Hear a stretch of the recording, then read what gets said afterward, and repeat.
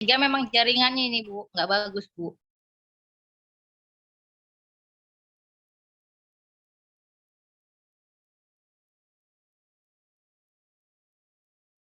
Ya, jadi saya lanjutkan. Sampai di ciri-ciri umum anak yang lambat dalam belajar. Nah, jadi ciri-ciri umumnya itu kalau katanya sudah kalimat umum berarti umum ya, bebas.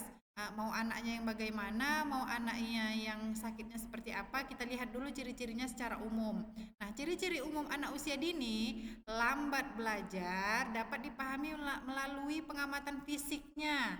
Nah, bisa kita amati fisiknya, kemudian perkembangan mentalnya bagaimana, bagaimana ketika kita menegurnya, bagaimana ketika kita memarahinya. Nah, itu bisa dikategorikan perkembangan mental, kemudian intelektualnya bagaimana, sosialnya bagaimana, kemudian ekonomi ini saya rasa tidak mencakup ya kalau sama anak usia ini. Kemudian kepribadiannya dan proses-proses belajar yang dilakukannya di sekolah dan di rumah itu juga harus kita ketahui. Bu, suaranya kecil Bu.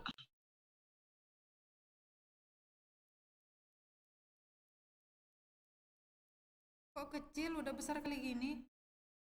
Kecil ya?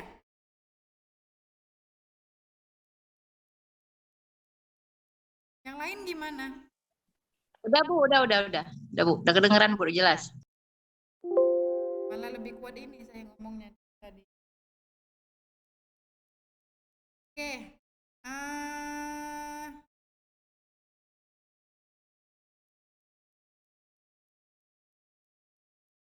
ini ciri-ciri siswa atau anak yang lamban sama lambat sama ya. Cuman kalau dalam istilahnya seperti ini dalam ah, kalimat-kalimat yang lambat dalam proses pembelajaran, kemudian dalam kamus besar bahasa Indonesia juga lambat dikategorikan lamban. Nah, jadi di sini Bu, saya suaranya kecil lagi tuh, Bu.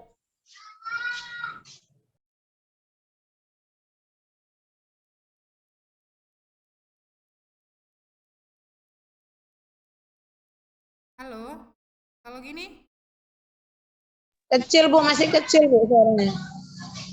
Kecil lagi Bu. Kayaknya speakernya itu Bu. Yang kecil kok.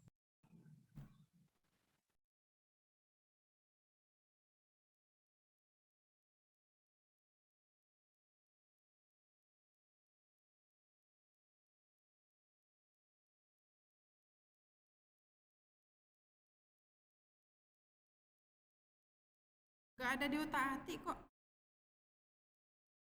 Udah Bu, yang ini jelas Bu. Tadi agak-agak hilang suara Ibu. Hilang berarti bukan kecil ya? Hilang atau kecil? Kecil, terus hilang, Masih balik kecil, lagi. Bu. Iya, hampir nggak kedengaran Bu. Oke. Kalau ini bagaimana? Udah besar. Nah, Udah jadi jelas. ciri-ciri Kadang besar, kadang kecil, Bu. ciri-ciri anak yang lambat belajar dilihat dari sisi perkembangan keterampilan membaca dan menulisnya. Nah, Iya, yang Bu. Nah, anak lambat belajar kurang menaruh perhatian terhadap tugas-tugas membaca yang diberikan oleh gurunya. Gini, jadi anak yang lambat dalam proses pembelajaran itu dia agak sedikit lebih cuek dalam tugas-tugas yang sudah diberikan oleh gurunya. Jadi dia dalam membaca itu lebih malas gitu. Nah, jadi disitulah masuk peran kita sebagai orang tua. Mungkin buku bacaannya itu ya kurang menarik. Mungkin kita lebih menggunakan metode belajar baca cepat. Mungkin kita lebih menggunakan media-media yang menarik perhatiannya. Dengan contohnya dengan apa ya? Dengan media kayu, kayu yang huruf-huruf itu. Nah, kita bisa belajar anak baca dengan seperti itu.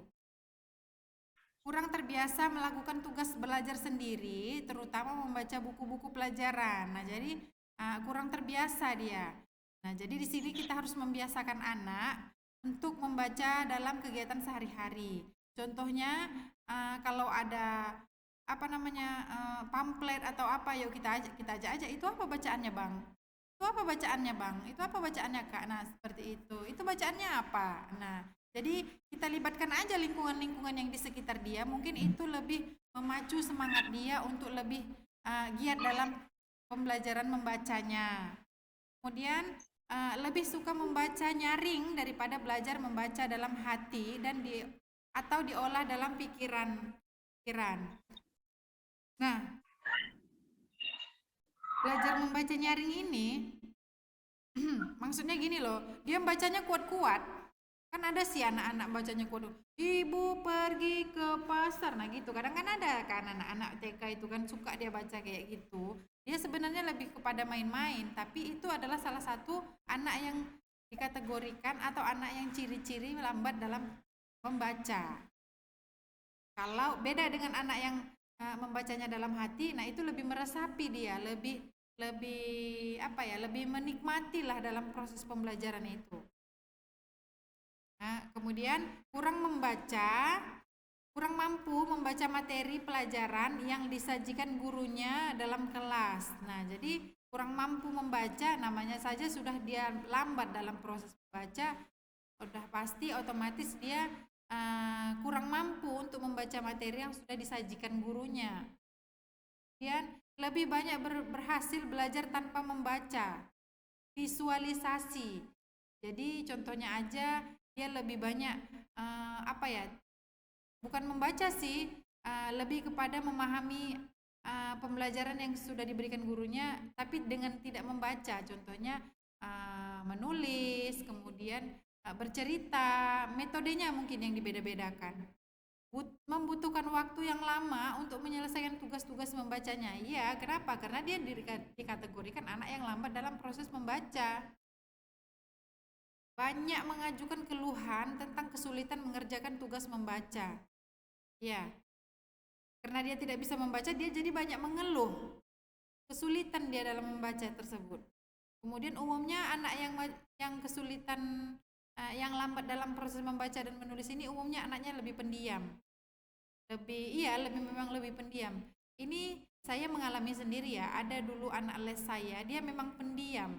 Di rumah pun dia memang tidak banyak cakap, di rumah pun dia memang tidak banyak aktivitas, dia memang diam, tapi memang lambat dia dalam proses menulis, dalam proses membaca. Dia tidak cacat, dia tidak sakit, dia tidak sindrom, dia tidak ABK. Memang dia lambat, dia sehat, dia makan kuat, dia bermain aktif, tapi ketika dalam proses pembelajaran dia memang lambat. Nah, jadi setelah saya selidiki banyak faktor penyebabnya. Yang pertama ya memang orang tuanya tidak perhatian. Itu faktor yang pertama menjadi penyebab dia. Karena orang tuanya sibuk bekerja, jadi anaknya itu lebih banyak menghabiskan aktivitas dengan orang yang ada di rumah itu, orang yang menjaga anak itu. Makanya namanya orang jaga ya. Namanya orang yang jaga. Orang yang jaga itu kan bukan berarti orang yang mengajari anak itu, orang yang bimbingnya hanya sekedar menjaga tapi tidak belajar gitu. Dia kurang lah, kegiatan pembelajarannya itu dia kurang, memang dia lambat. Ini sudah saya alami. Umumnya anak yang pendiam itu memang dia dikategorikan lambat. Oke, habis materi slow learn saya, anak yang lambat dalam proses pembelajaran. Sampai di sini silahkan buka mic-nya untuk bertanya. Saya, Bu. Iya, silakan Dora. Saya tadi di slide yang nomor 2 ya, Bu ya. Saya mau bertanya tentang ini, Bu. Pemberian tugas. Kebetulan di tempat saya mengajar tuh, Bu, ada satu anak yang kalau misalkan disuruh mewarnai suka bilang, "Capek loh, Miss, banyak kali." Padahal dia belum mulai, Bu. Jadi saya bantu. Begini loh Kak, mulainya dari yang sini dulu.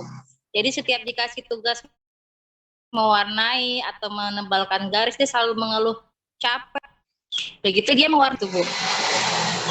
Itu aja Bu pertanyaannya, Bu. Terima kasih. Itu ulangi Bu Dora, yang terakhir aja, nggak dengar saya. Kecepatannya Bu. Di tempat saya tuh Bu, ada satu anak yang kalau disuruh mewarnai atau menarik garis gitu kan Bu. Dia sering kali